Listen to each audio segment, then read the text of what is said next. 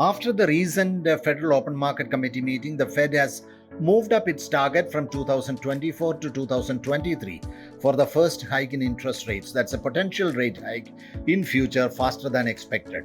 Two hikes in 2023 is the estimate. In fact, a significant number of the FOMC members, though not the majority, expect that there could be hikes as early as 2022. This is the first indication from the Fed that the current accommodative stance may continue for a while, but based on the growth inflation numbers, there could be modifications to the policy.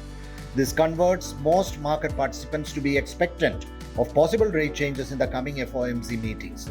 These broad hints from the Fed comes after strong numbers in GDP growth at 6.4% for the first quarter and a retail inflation at 5%. Rising interest rates in the US could pull down the prices of commodities, especially gold in the immediate term. With the currency yield expected to move up gradually, the US unit may gain against major currencies.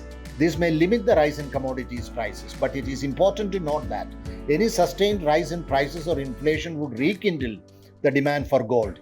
Retail inflation is a kind of a global problem now, with many economies facing a surge in prices due to high oil prices or due to rise in demand post the pandemic. Under such circumstances, when rates may rise in the US, it will not be possible for domestic interest rates to move down, and in any case, local rates are expected to be stable to higher at the long end of the curve.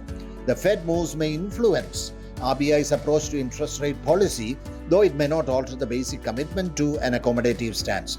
Rising US inflation accompanied by tapering of the bond buying program may reduce the extraordinary flows into emerging markets, while normal flows from long-term investors like pension funds may still continue. While a faster growth will endow corporates with higher sales and revenues, sustained high inflation generally reduces the purchasing power and prompts people to spend less or postpone spending.